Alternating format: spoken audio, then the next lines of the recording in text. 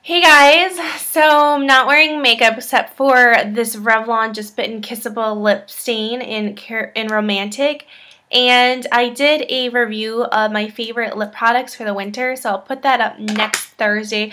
I'm going to try to do a schedule of like Sunday night, Monday, and Wednesday night, Thursday schedule. Maybe 2 to 3 videos per week, so that way I'm kind of more consistent on uploading and things like that. But of course, like, there are going to be some days where I just like miss you guys on my YouTube and I'll just like upload more. Other days, other weeks I'm going to be busy, but I definitely am going to have the consistent Perfect Beauty Monday series because that is really what I'm branding my channel as. But yeah, I just didn't realize how fast time goes by, and it's middle of November, and it's going to be the holiday season. It is a holiday season. The end of the year is coming by. 2013 is coming by. The end of the world is in a few days. All that good stuff. And just reflecting back on this year, so much has happened. So much has happened this year. And right now it's kind of slowing down, but it might go back up. And I'm hoping to get it back up, kind of. But yeah, it's been crazy. And I'm really trying to enjoy my life as much as I can. At the same time, I have a lot of pressure, and a lot of it's just parental pressure. My mom tells me, actually my mom is like on my case. My dad, not so much. My dad was on my case when I was in school. Like, oh my God, you gotta be, like, expel you from the family, but Asian dads do. But my mom, she's kind of like really worried that I'm gonna waste my 20s and then I'm gonna be an old, decrepit woman. Like, somehow she thinks 30 is really old. And it's only because my parents, at this age, they were already married and they already had me. So they feel like I need to get my shit together. And I do have my shit together. I think I have it more than so many people. Like, I know what I want to do with my life, and I know what I'm good at. And so many people my age don't know, right? Like, I know what I'm good at, I know what I'm not good at, and I know what I want to pursue. And it's just hard because, like, my parents, they just don't really believe in the track that I'm on will lead to anything of success. But what is success? If I'm not happy, I don't understand why I should pursue anything that I'm completely miserable in. So yeah, it's just kind of like time is going by so fast, and before you know it, your 20s will be gone. And I have this worry that, what if I didn't do everything that I wanted to when I was 20? Because when I'm 30, I'll probably be married and have kids, and you can't do all the stuff you wanted to before. And it's like, when do I delay? When do I delay? There's that pressure, I think, for women that you got to get your shit together so much faster than guys. Because frankly, when I'm 35, my clock is going to be ticking like the speed of light, whereas a guy, probably not until 40, 43, 45, I don't know, that it starts ticking like that. So, yeah, I don't know. It's weird. But I did read, I was watching Oprah, like, Alaskan Bachelor's episode, and there's this one guy who married an heir of a Vanderbilt, like, heiress. What's his name? John Hendrickson? Eric Hendrickson?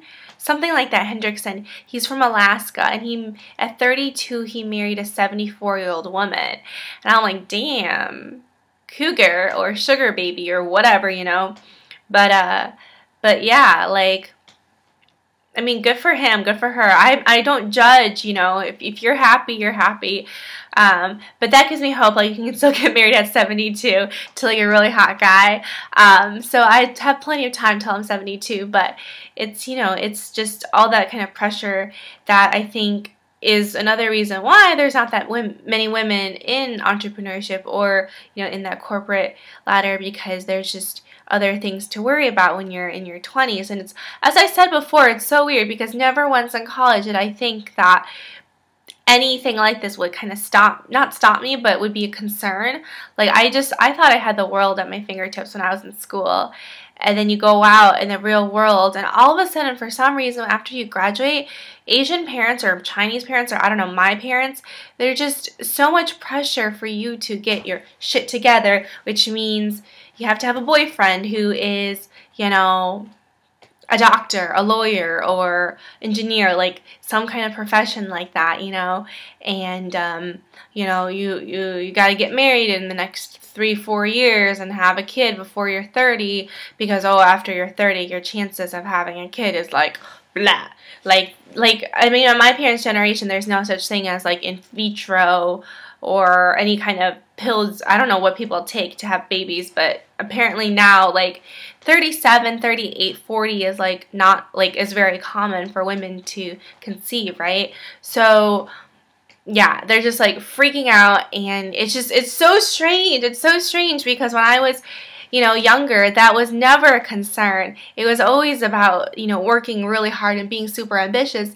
And now that I got to that point, now they're like, okay, stop. Just stop. Like, don't try to be that ambitious, because they're worried that I'm not going to find anybody who wants to deal with a woman like me, which who would? I don't know who would. I obviously wouldn't, but yeah, I don't know. I think that's just a little bit, not stressful, but it's just kind of like really annoying to deal with them. Like, it's so annoying. It is like, it's like doing this is hard enough. Now you nagging all the time is like so annoying. So I just try to like not talk to them as much as possible. Although I do love my parents and I do love my family. Like, I love them. It's just that one aspect of our relationship we just do not get along in. And it's like, we're both super, super stubborn people, and, you know, I mean, I'm not gonna, like, I'm a very stubborn person. Like, that's what my mom tells me. She's like, when you set your mind to something, you're gonna do it, and no one can change your mind, and that's the way I've been. That's what makes me successful, I believe, because I have, like, this kind of persistence and tenacity. I think that this crazy tenacity that people don't have. You know, so many people just give up, you know, when things are hard, but I don't know, I kind of like that pain. I like, you know what's weird? I really like crying sometimes. I like being so stressed out, and I not break down, but I just get so stressed out, and at night I'll just start, like, I'll cry myself to sleep. And I did that all the time in college. Like, college was so hard for me. And I don't do it that much anymore. I haven't really cried. But the only times I've cried are the times, like, they're all about Perfect Beauty. They're not about anything else but that. And that's weird. I haven't cried about a boy since, like, 3 years ago. That's really strange. I cry more about this than a boy, which I think is good, but it can be bad. I don't know. What do you think? But yeah, I don't know. It's weird, but you know, I actually like that stress because it tells me I'm doing something that's uncomfortable. And when I'm doing something that's uncomfortable, that means I'm growing as a person, you know? It's like trying to do the splits. Like, you're never going to get to the splits unless you go through some pain, you know? And struggle. And for some reason, struggle makes me feel human. Like, if I struggle, then I am doing my best. Whereas if I don't struggle, and if I'm always, like, not in pain, then I just feel so, like, not human anymore, you know? It's kind of like the ups and downs of life that make you feel human, and sometimes, no matter how painful things can get, it's better to feel that pain than to never feel any pain at all. There's so many people in life who just live life and they don't really think about it. I don't know, they just live it, and they feel pain, of course. Like, if someone dies, they feel sadness, but they don't feel what it's like to struggle and to put yourself out there and to be like, holy shit, fuck, what am I doing? And, you know, having this vulnerability and kind of exposing yourself to the entire universe and fearing that people can just, like, bam, bam, bam, bam, bam onto you, but knowing that no matter how many people bam, bam, bam, bam, bam onto you, that you're still you. That, I think, that pain is something worth suffering through, you know? Like, I think that makes me so different from people. Or maybe not different from people, but, you know, it's harder for me to connect with people who haven't experienced pain. You know, I think pain is really important. And yeah, pain is really important. But you know, it was painful. Getting these eyebrows done was super painful. I got a session of like laser armpit removal or whatever, laser armpit hair removal. That was painful. I never realized how painful cosmetic procedures were just because I've never really done them. I'm sure waxing your legs or waxing down there, oh my God. Oh my God. Like, I don't get it. Like, that is a whole, yeah. So, yeah, I guess pain is good. Time is going by quickly. Um, I try not to think too much ahead. I try to take things one day at a time. I was just kind of, I'm afraid I'm going to be a bad friend. I'm afraid I'm going to be a bad person. I can't really hold on to any personal kind of relationship, or I don't know. I want to, but it's kind of like my family, I try to prioritize them, and my friends, I try to prioritize, but ultimately, at the end of the day, it's Perfect Beauty that's going to win out over anything, and, you know, it's going to alienate me, and it is what it is, right? It is what it is.